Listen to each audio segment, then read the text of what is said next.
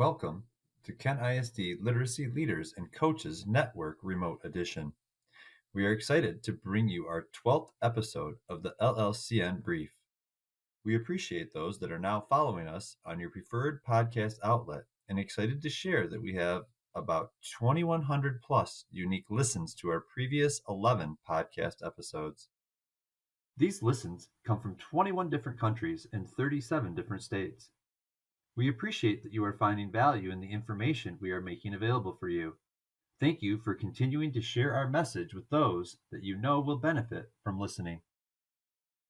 This episode will explore the concept of abundant reading material and reading opportunities in the classroom, as referenced in Essential 8 of the Essential Instructional Practices in Early Literacy, grades K3 and 4-5. I'm Sarah Shoemaker, an early literacy coach at Kent Intermediate School District. And I'm Mark Raffler, educational consultant at the Kent Intermediate School District. Abundant reading of texts is an important topic to discuss. Reading is a large part of our everyday lives and provides opportunities for all. There is so much that goes into reading. Can you read the words on the page? Where do you access text to read? What do you select to read? When do you read? How long do you read? And understanding what we read. With all of these considerations around reading, we constantly look for more information on how to guide the children that we work with to give them all the best opportunity to be readers. We will explore these considerations in our podcast today to find out more information on abundant reading material and reading opportunities. Today, our guests, teacher librarians Kurt Stroh and Carrie Davies, join us from Northview Public Schools for an in-depth exploration of this topic.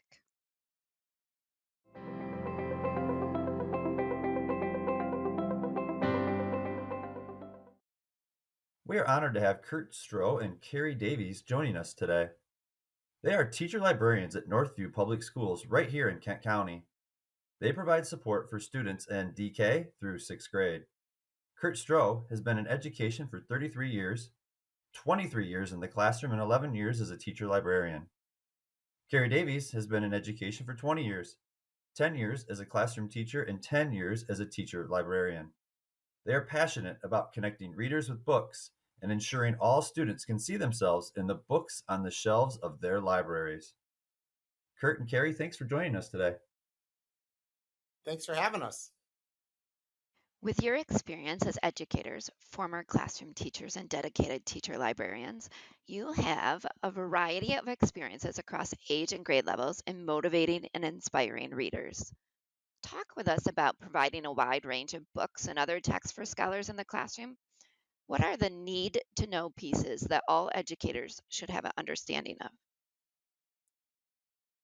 I think the most important piece that we need to look at is book access for all kids, making sure that all of our readers are exposed to current, relevant, quality texts for all kids, and making sure that there's a wide variety of choice within every classroom and classroom library. Looking at variety of formats in a classroom library, right? Making sure we have picture books, making sure we have graphic novels, making sure we have novels in verse, making sure we have early readers or transitional chapter books, just making sure that there are a wide variety of formats to meet the needs of all of our readers. Yeah, absolutely. I think another thing for us to consider too, no matter the age we're looking at, is just a wide variety of genres as well. So that readers are exposed to lots of different genres, either something they already know they love, or maybe something that's new to them that they might fall into, whether that's nonfiction, a certain topic they're really interested in learning more about, or something they've been studying in their classroom, or any different types of fiction, realistic fiction, historical fiction, science fiction, poetry, the list goes on and on. And a lot of times with our readers too, that can look like, I really love mystery. Can you help me find a mystery? And we hear all the time from kids, where are the funny books? Can you help me find a scary book? I want a book that's going to make me cry, where it's the saddest book you have in your library, those types of things too. So the way that kind of kids use that language around what they're looking for. So just to have those things available to them as well.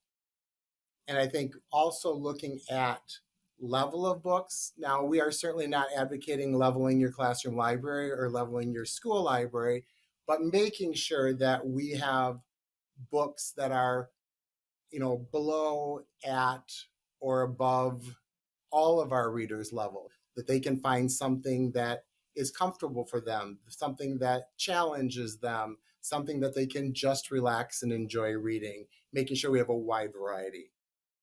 Yeah. In addition, we want to make sure that every single student in a classroom library or school library is able to feel seen and valued in the books that they see on the shelf. And that would include all parts of their identity. So whether that's race or gender or family structure, or religion, or any different parts and pieces of their identity, that they are able to see themselves in those books, and that there's also choice within that as well, that it's not just there's one book here, but that there's a huge choice for students to pick from as well, and that they really do feel seen and valued in that way. And then in terms of looking at like within the classroom, that it's not just looking at the overall total number of books that we have on the shelf. While that's important to have quantity, it's also really important, as Kurt said, that it's current and it's relevant and high quality, that we want to be able to, once we're comfortable with knowing what's in our library, that we're able with analyzing those gaps. So whether it's format or genre or the range of level or representation, where are the gaps? What do we need to build into? And I think it's oftentimes our nature as teachers or as librarians to think about what are we putting into our library. It's just as important to think about what are we taking out of our library? What has been on the shelf that isn't current or relevant or accurate anymore?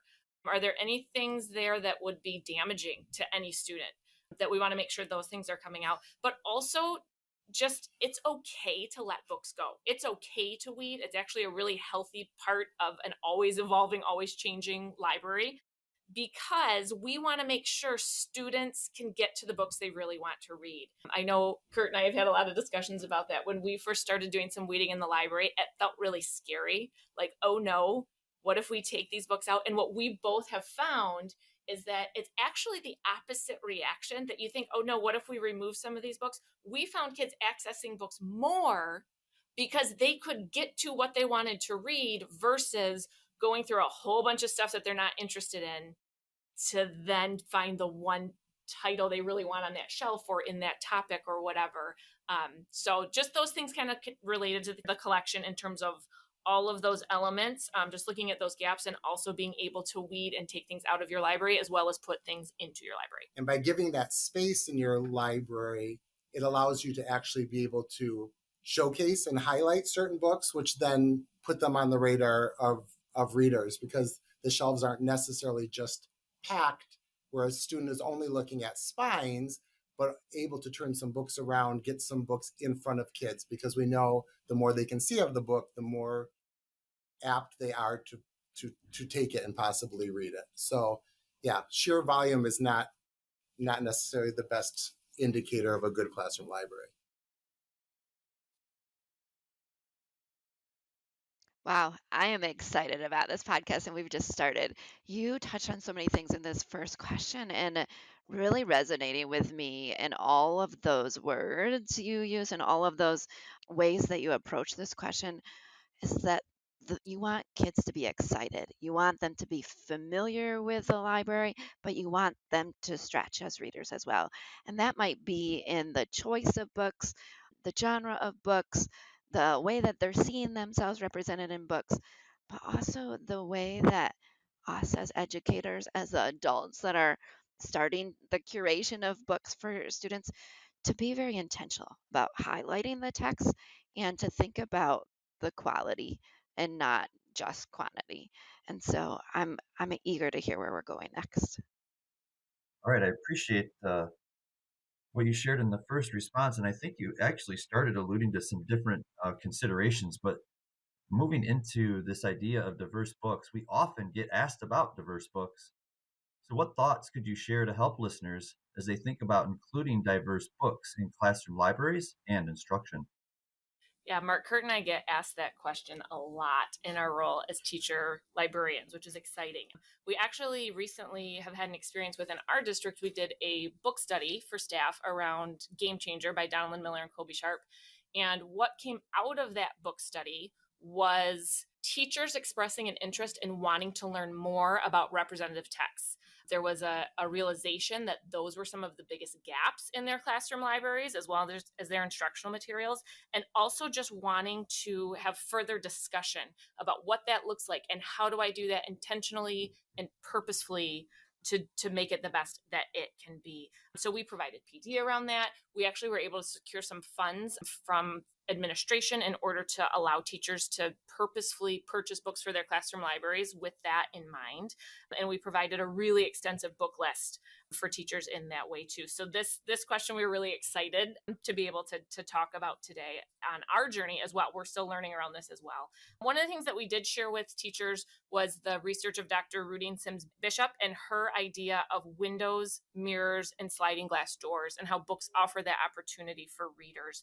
And just to quickly kind of summarize, the idea that books can serve as windows that we're able to see into a different experience or see the world in a way differently than maybe what we see, but that books can also act as mirrors for readers to be able to see themselves reflected back in the text. So I see a character or a setting looks or feels like me or my experience. And then also books as sliding glass doors, that they offer that experience where we can maybe temporarily kind of step into that other experience as well. As we were looking at this PD and how we were going to help our district grow in this area, we wanted to share some thoughts about what we thought teachers should be doing as they're looking at books for their classroom libraries, or maybe shouldn't be doing as they're looking for books for their classroom libraries. One of the first things we talked to the teachers about and the staff was making sure as we're looking at text that we are recognizing own voices. We want to make sure that the books that we are putting in front of our kids are created by people with that lived experience, that it's authentic representation, whether it be the illustrator or the author, making sure that that is a common lived experience that we're sharing with our students. Absolutely. Another thing that we had talked about was in looking at text, that it really is an authentic, meaningful representation, that the character is richly developed. Unfortunately, sometimes what we'll see in publishing is that maybe on the front cover, there is a picture, like we're putting a picture of a character from a marginalized group, but it's not mentioned at all within the book, especially like a middle grade or a novel. That really isn't an authentic, meaningful representation of that character, but that it's something that's actually part of the story and woven throughout as well. So books like The Gauntlet, which kind of has a Jumanji feel to it, the characters are going into this game to save the younger brother, but there are parts of culture woven throughout that, in the foods and the games and everything within that piece. Also books like Ways to Make Sunshine, that there's so much of the character's culture that comes through in that story as well, that it's not just a very surface level representation. And while we're looking at those characters, also making sure that we don't fall into what we call sidekick syndrome, where we're really centering a main character who, for instance, is white, but our characters of color are just a sidekick, just a minor character. We want to make sure that we're centering main characters from all different representations, all different religions, all different family structures. We want to make sure that they're not just a supporting character, that they're fully developed, as Carrie said, as main characters. Yeah, another thing to consider as we're looking at text that we would be adding as representative text in our classrooms or our libraries is to remember that no group is a monolith. There's not one experience for any group, so that we're providing books that have varied experiences with any group. and we're honoring individuals and those individual experiences. So there's no way where we like just check a box like, oh, yep, I have a book about a transgender character, check, done. Or I have a book about a character who is Jewish, check, done. That there are varied experiences within any group, which is true in life, but also especially important to consider when we're looking at the text in our libraries. And along those lines as well, we want to be really mindful that for any group, that we are not just showing suffering. So, for example, if a Black student is saying, I only see myself represented in books that are about slavery or about the civil rights movement, that is problematic. It is not to say there's not a place for those books. Those books are absolutely important, but there should also be instances where there is Black joy and there is positivity around that student's identity, whatever it is, so that it's showing a range of those experiences. And just to be aware of that as a classroom teacher or a librarian curating a collection, that we have those things in the forefront of our mind. So if anybody is interested, a lot of what we just talked about came from an article by Kara Newhouse called Diversifying Your Classroom Book Collection. So that's another great resource to consider when looking at that. And I think adding on to that, we're talking about looking at all of these things as we're building our library collections. But I think it's also important that we look at the books that we're using for instruction in the classroom, the books that we're choosing to read aloud in the classroom. I think as teachers, sometimes it's really easy for us to fall back on things that we're comfortable with because we've always done it that way.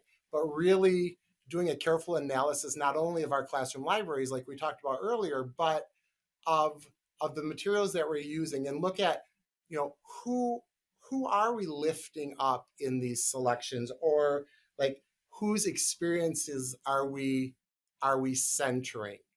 Because it's great to have those books in our classroom libraries, but it's equally, if not almost more important, that those are the texts that we are using every day with our students.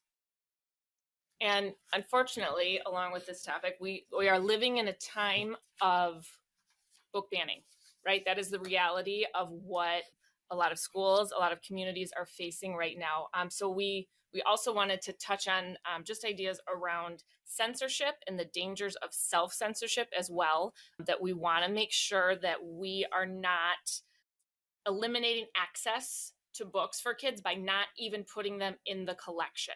So just the importance of having those books available and providing that for all students, and really the importance of considering how important it is for all kids to see all pieces of their identity represented on the shelves. And we are not sending a message at all that any piece or part of that would not be okay to have in a library collection. So just to kind of keep those things in mind.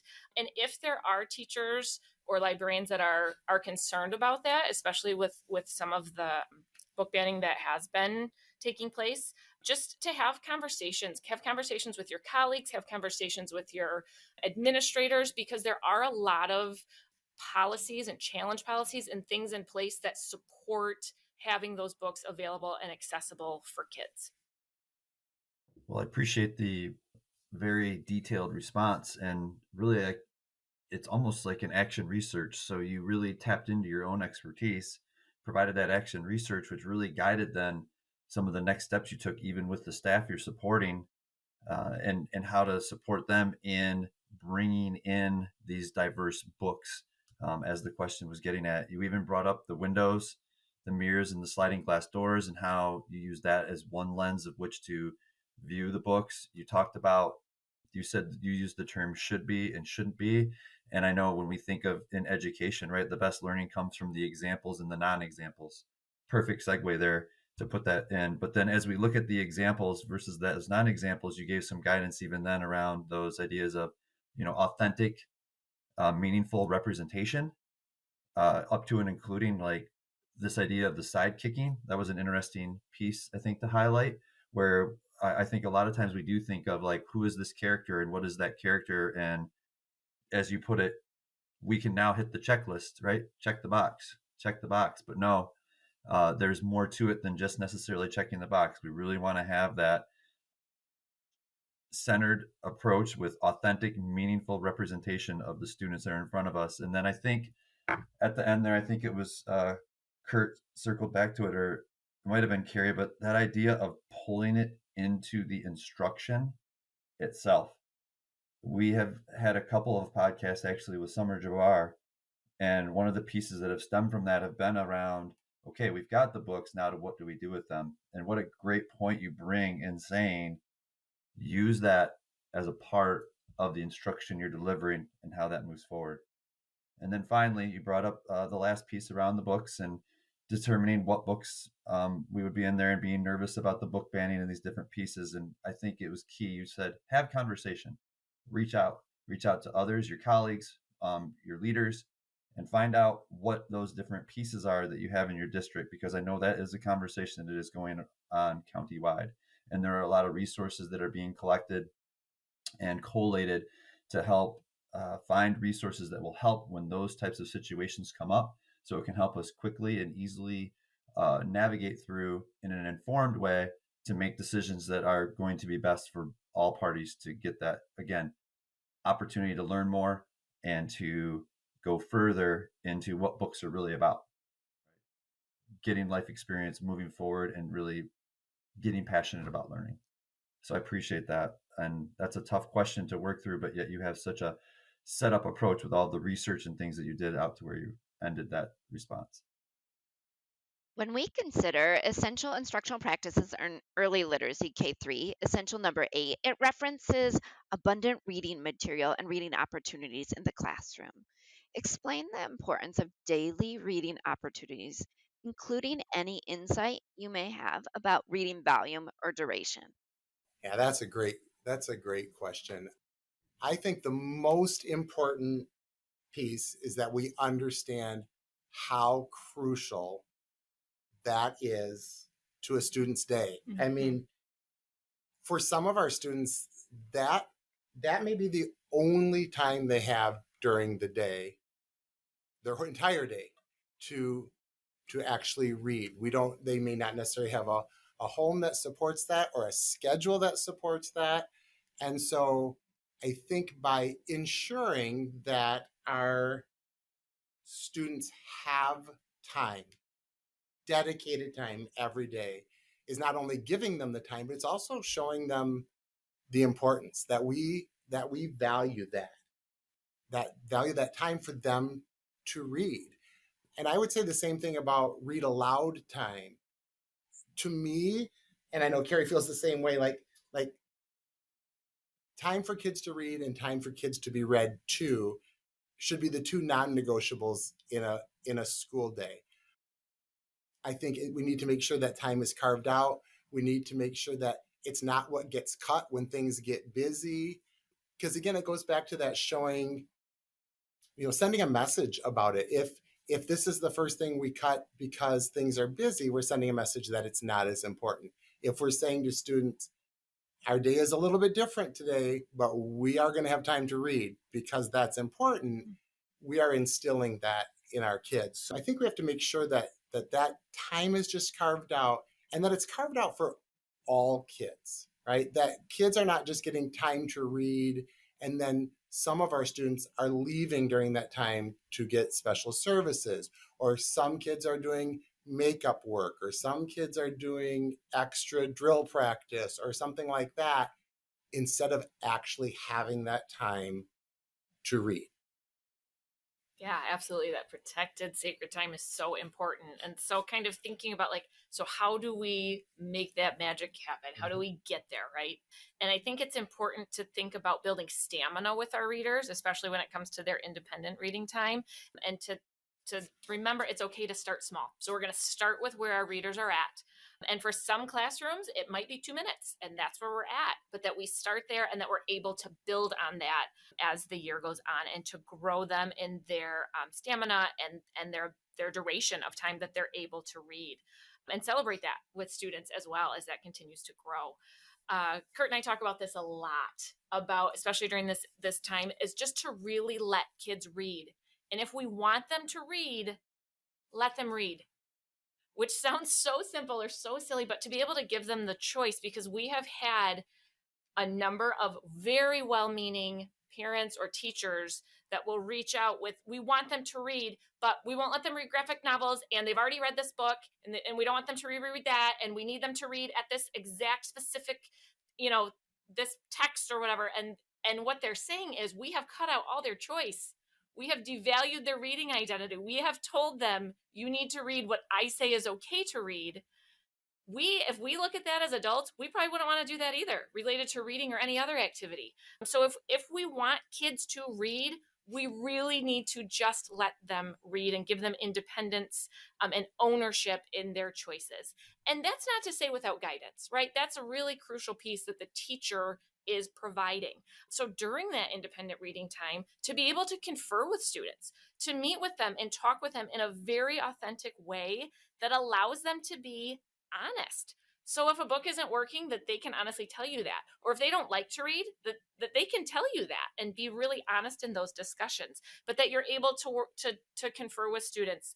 What do you want to read next? Is this book working for you? And if it's not, let's find something that is. We have a good friend who says, life is too short to read books you don't love. So if there's something that they are just avoiding reading because it's a book that they don't love, like, that's okay. We're going to let this go and we'll help connect with something else. So that balance of independence and ownership with their choice, but also with teacher guidance and support. And then moving from there, opportunities for them to share about their reading, right? We know that some of the best excitement comes when our peers are talking about certain books or certain authors. So giving them authentic opportunities to share, to share what they're reading. I mean, even something as simple, Carrie and I both start every one of our library classes just asking kids, what are you reading? And letting them share titles, share things that they're reading. And then even some of the authentic conversations that happen right there, someone shares a title and someone else is like, oh my gosh, yes, I read that. That was so good. And someone's like, did you know there's another book in the series? And it allows that very organic conversation to happen. And then the next thing we follow it up with is, this is what we are reading. Because I think sharing our lives, our reading lives as teachers is so important to kids. They need to hear us talking about our reading, talking about our successes, but also, like Carrie had mentioned before, it's okay for us to say to a student, I was reading a book last night and I gave it a good shot, and you know what?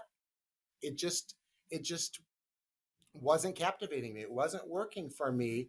And so I'm going to abandon it. I know, that's something that a lot of teachers are nervous about telling their kids that they can do. But as adults, we do that all the time when we're reading, right? Very, very few of us will pour through an entire book that we just aren't liking, unless for some reason we have to read it, of course. So just sharing and having conversations about books is so important.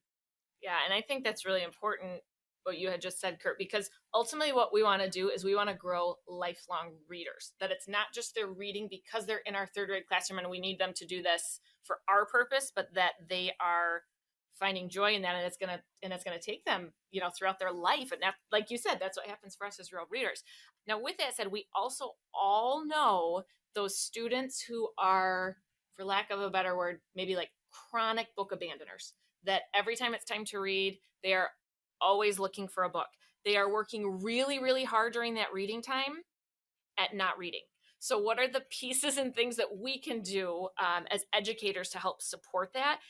And I think one of the most important things to keep in mind is keeping that child's reading identity intact, that we're not looking at it as disciplinary or behavior redirection, but really getting to know what's making them tick as a reader. And again, back to that honesty thing, like for kids to be able to say, I don't like reading, like that's okay. So what can we do to maybe move the needle just a little bit? So it's like, maybe you just don't like reading a little less this year, right? And we're just going to keep pouring into that. And there are a lot of things that we can do to support that, to be able to do maybe some one-on-one book shopping with that student, to pull a whole stack of books that they might be interested in, and specifically just for them on their desk, like, hey, here are some things that really made me think of you as a reader. For them to be able to say, it's overwhelming when there's so many words on a page. Okay, a novel in verse might be a great book for that reader. Or maybe it's a kid who's a really, really visual learner. Okay, let's find this text in graphic novel format, and that might be something. So just those parts and pieces that we're also able to support kids with their independent reading and really connecting with books in that way. In fact, I had a student last week who said to me when I was helping her do some book shopping, I really want a chapter book, but I still need some pictures. So that was a very honest conversation that I could support her and get her in the type of book she wanted where she felt most comfortable. When I think of the way that you answer that question, the synopsis I wrote at the top of my paper where I'm jotting some notes, you really spoke to knowing the reader personally, knowing their interest, knowing their identity, knowing what level of independence they need and ownership, and how to nurture that and build their stamina and give them multiple choices of text and tell them that you're thinking about them as a reader and not just uh, we're all reading this book, right? But finding a way to talk to that student and say, I see you as a reader, and let's make sure there's something right here for you. Working on that. I also noted like big takeaway, two non negotiables in the day, time to read and time to be read to, right? Because we want to grow those lifelong readers, not just third grade readers or first grade readers or whatever grade we're in. Thank you so much for encompassing so much into your answers today. It seems obvious that the most important thing is to get text into students' hands. What are ways that have been successful in getting text into the hands of readers? Yeah, that's a great question, Mark. So we can do all this work and all these things to build great classroom libraries, but what are we doing so the kids actually are excited and want to pick up the books and read them, right? So I think the biggest thing that Kurt and I talk a lot about in our role as teacher librarians, but is also true for classroom teachers, is we just want to get as many books as we can in front of kids. Again, high quality, current, relevant, representative books, but get them in front of kids as much as we can, just to expose them to a really wide variety of texts, of authors, of genres, of formats, all those different things that kids are exposed to that. And as Donald Miller says, they will read what we bless. We talk all the time about how we can tell exactly what book is being read aloud in a classroom when they come to library, because that's what the kids want to put on hold. And that's, do you have more copies of this? And they really do get excited about that. So when you look at that beyond just read aloud, though, all the different points we have in a day to surround our readers with books. And we just want to make that part of the constant conversation. Reading itself is really social in nature when you think about it. If you think about yourself as a reader, how often you want to be able to talk about what you've read with someone else. That adults don't usually say, oh, I just finished this book, I really want to go make a diorama about it, or I really want to go write a 5-paragraph essay about it. As an adult reader, you finish a book that you loved and you want to talk to somebody about it. You want to tell your friend to read it, or you want to, post about it on social media or something like that. So those authentic types of experiences. So one of those things can be book talks, that we're modeling that for our kids as teachers, that we're talking about what we're reading, we're getting them interested in it, and that we're also extending that then to our students, so that students are book talking with each other, and that we can support that and scaffold that, but that hopefully as we build a reading community over time, that it just really becomes natural, that we're always talking about what we're reading and recommending that to others as a community. Another great way to get books in front of kids is just with book trailers. There are so many amazing book trailers out there, to be able to show a little 30-second or 1-minute clip of something that's going to pique a kid's interest, and just to have those readily available for kids. I mentioned earlier about sharing with kids what we're reading and hearing what they're reading, but something as simple as just having that posted for kids to get the visual. We're really fortunate to share our middle school library with a third librarian, Tara Lukehart, and the three of us, we have a sign on each of the doors that comes into the library that has our 3 pictures and just a picture of the book that we're currently reading. And we also have it posted at our desk. And it is amazing how many kids will come in and ask for one of those 3 books that just has a picture on the door. Nothing more than just Mr. Stroh, Mrs. Davies, Mrs. Lukehart are currently reading this book and the picture, and kids ask for it all the time. And then often that leads into a very authentic conversation because they may ask you about the book. They may ask you what it's about.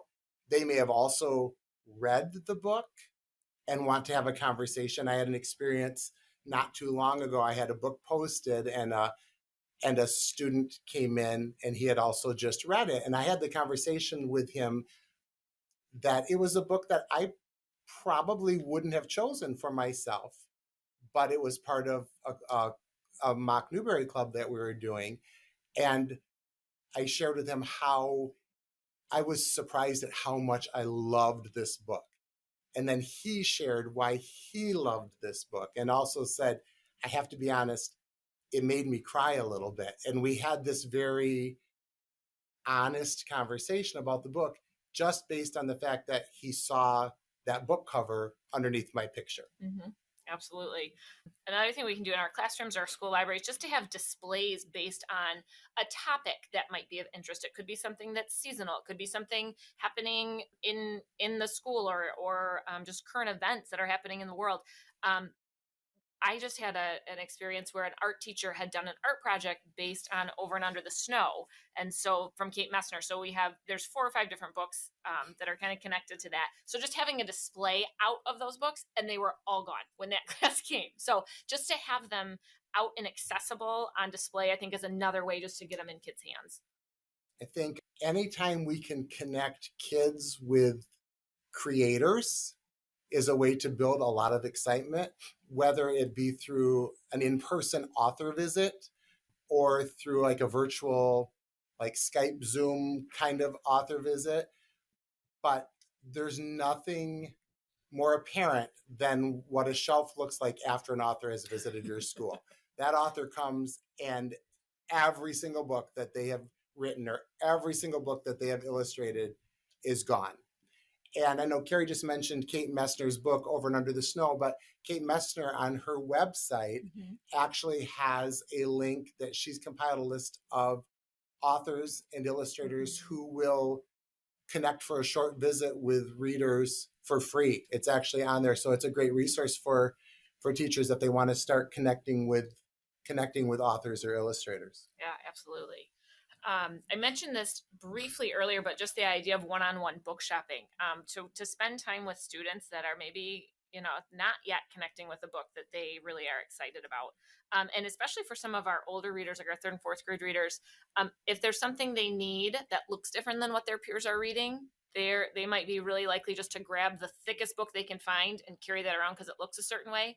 But that doesn't feel good as a reader. They're not enjoying that book. So a lot of times what we'll do is just work with the student one-on-one, just on their own, to really dive into what is it that they would connect with. And we've actually had experiences with that from teachers and parents reaching out. It's not always kids who maybe are currently below grade level. We've had a lot of readers who are, parents will say, my kid's a great reader, or teacher will say, kid's a great reader. They don't like to read though. So let's find something that you're really excited about. So just kind of that idea of hand selling or that one-on-one book shopping with a student. I also think anytime we can give kids books, it builds a level of excitement. We also know for some of our readers, they don't have a large amount of books of their own at home. So to be able to give books away, but again, making sure we're giving away good quality, relevant, current books, not necessarily just the old things that we don't any longer want in our libraries. But, book raffles, book giveaways, books as prizes, anything we can do, not necessarily incentivizing the reading, but just celebrating the gift of books. I know we've tried to give away books in our library a lot, and kids would just come down to enter. Like you just have to enter to win one of these 10 books or whatever. Not only does it build excitement about those books, it also is an opportunity for us to maybe get some kids through the library doors who wouldn't necessarily always want to come on their own. but they want to win a book. Mhm. So, we're kind of hitting two things right there. We're getting books in kids' hands. We're getting kids into the library where we can have conversations with them and maybe help direct them towards something that they really, really want to read. Yeah, and Kurt had just mentioned new books. That's another thing that we're constantly sharing with kids. Is we refer to them as book birthdays in our libraries, and books published generally. Most books publish on Tuesdays, so every Tuesday that is when new books are being released, and so we'll post those, and so kids can anticipate what's coming up, and they'll even. It always makes me laugh when they are like, "Can I put that book on hold?" And I'll say, "Not yet, because I don't have it. I don't have a barcode to put on it, to put it on hold in the computer," but they're so excited for when those dates are coming. And maybe it's an author that they know or the next book in a series that they can't wait to read. But it just helps build that excitement around reading, and that much more likely that they're going to get the book in their hands and read it. And I think anytime we can provide opportunities, obviously, for not only kids to read, but for kids to have these meaningful conversations that we've talked about. So any type of book club that students might participate in. I think I mentioned earlier that we're currently doing a mock Newbery club at our middle school. We've done things like Battle of the Books or book clubs around certain titles, but just opportunities for us to have meaningful conversations, but also maybe increase the volume that kids are reading, right? And maybe pushing them to maybe read a little more than they normally would. But being part of this club is something that just kind of ignites that for them, that they want to, make sure that they've read everything they need to read to be able to participate fully in the conversations. Yeah, definitely. And while we've talked a lot about things that we do with students that we can do to get books into their hands, it's also really important to get books into the hands of teachers. And we know that we are all extremely busy when you look at what is on our plates. But just anything we can do to get books into the hands of teachers, because that's also going to continue to get books into the hands of students. So we've done things like putting up displays in the lounge, so it's accessible right there where teachers are in and out for the workroom or where they're eating lunch, and it's just right there, and it's something they can grab and read, or something to share as a new read aloud with their class or something like that. A lot of times we've put out emails or newsletters just putting new books on teachers' radar, doing PD around books, book talking books at staff meetings, or to start a PD event. And we've also offered events for teachers before school or after school, at lunch, of course, with the promise of food, right? Whenever we can put food out there, we always see an increased attendance. Sure. But just that we're able to be getting books in the hands of teachers that will then translate into getting books into the hands of kids. So really what we're talking about overall is just creating an atmosphere within the school community that it really is a reading community where books are just always part of the conversation. It's not something separate. It's not something special. It's not a certain day or a certain month, but it is just always part of what we're doing, just as much as the air we're breathing. That books are just always part of the conversation and present in all things that we're thinking about within our reading community. Well, I appreciate in that response, you started with that idea of surrounding with books and volume of books. And in order to accomplish that idea of the surrounding with volume, you went into a bunch of great ideas that were authentic experiences or exposures, and then shared some of the real experience that you've had. And then highlighting that this wasn't just about the students, but about the teachers as well. And I think it's so important to really look at that idea that you sealed there at the end around the sense of community, because when you start to make or provide opportunities where books are everywhere, people may not necessarily realize that books are everywhere because it's just a part of what's happening. And that idea of community, I think, is this larger sense of creating the space where that idea of volume and surrounding and providing opportunities just becomes a second nature. And you create such a comfort level that the kids will actually come to school expecting that. Thanks for those different ideas and taking that approach. That sense of community really is a powerful one to take away from this. We've had some really great dialogue here. As teachers want to dig in, what resources would you recommend to our listeners who look to learn more about creating a classroom environment that supports and promotes reading and readers? There are so many different resources that we can look at and fall back on to find some great books. I think one of the first things that I think of are just looking at award lists. If you look at like the award lists that come out from the American Library Association, the Caldecott Award, the Newbery Award, the Theodore Geisel Award, can give us a nice starting point. And then as we're analyzing, we talked earlier about analyzing and looking for gaps and looking for needs. There are very specific awards that are given to very certain types of books.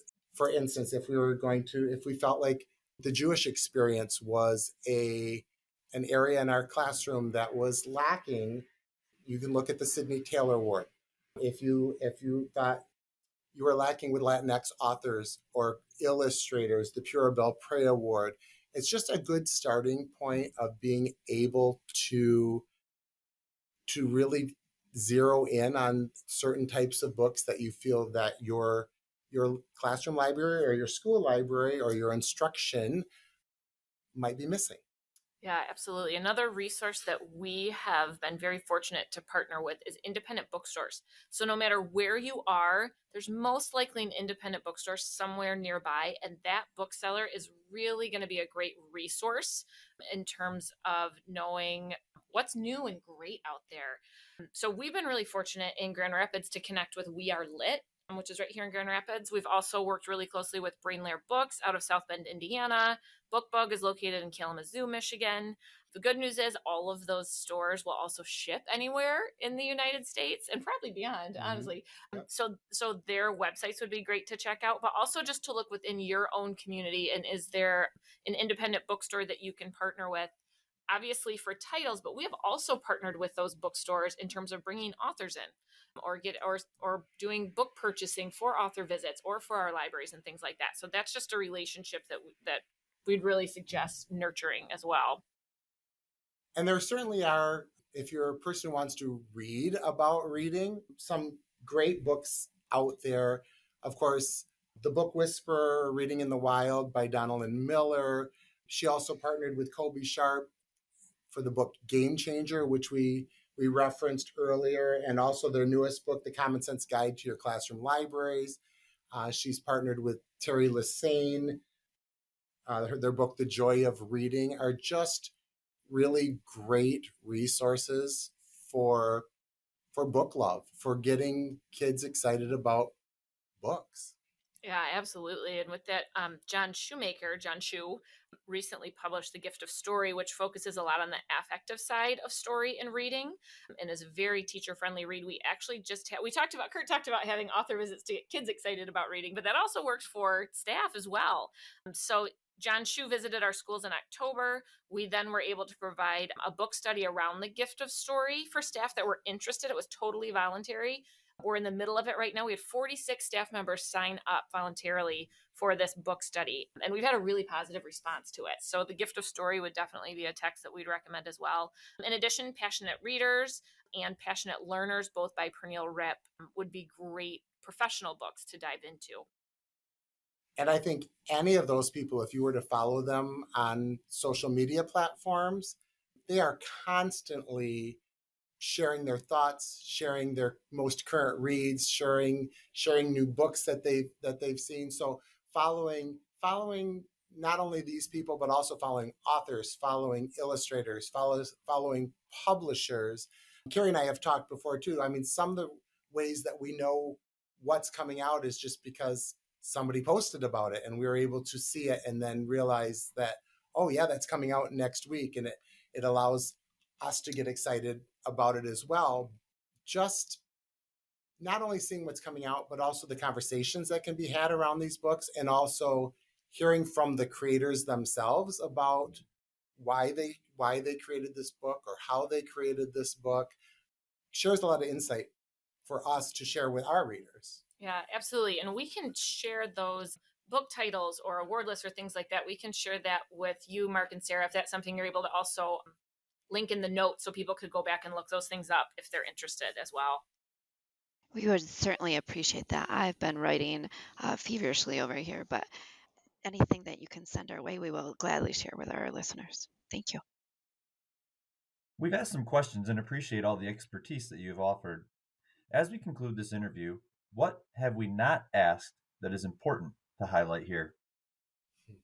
Gosh, well, We really appreciate the thoughtful questions you've asked, and we've been able to speak to so many different things around books and reading today.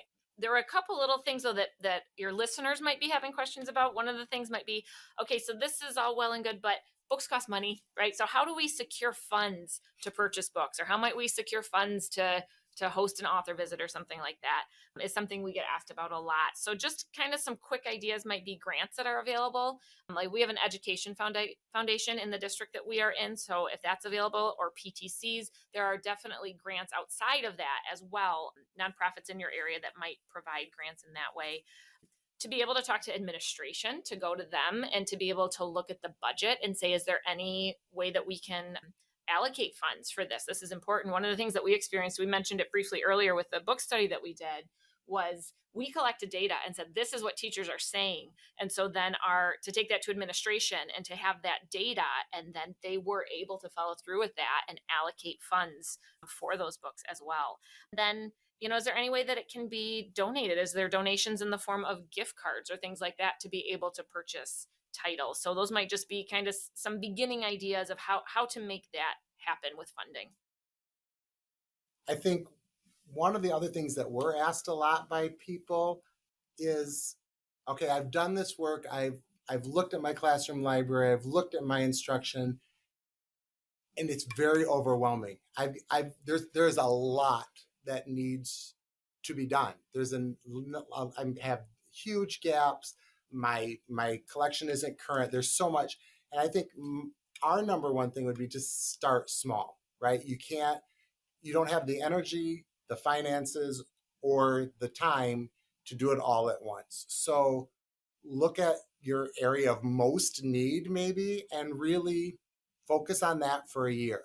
Get that to a point where you're comfortable with that, and then pick another part. You can't do that all at once. We do that in our libraries all the time, looking at areas that this is the area we're going to really focus on this semester and see what we can do. So I think just start small and do what you can, because every little bit moves you in the right direction. All right.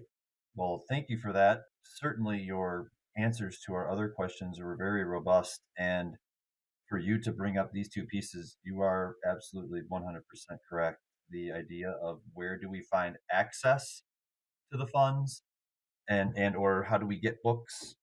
Because we've got ideas, but now how do we get to books? That certainly is a question that would come up, and some great resources mentioned there. And then the idea, and maybe the best advice of all, is to start small, as you say, with the most need, and do it as you can versus getting overwhelmed and going too quickly. What a great interview. What a great opportunity for conversation. Appreciate the candidness between the two of you. And I know our listeners are going to really be able to take full advantage of this. So thanks so much for your time today and sharing that expertise and sharing these different resources that you have or that you have used to allow you to complete the work that you have. Thanks so much for having us today, Mark and Sarah. We really enjoyed our time with you. Thank you. Thank you for serving families and students in our community.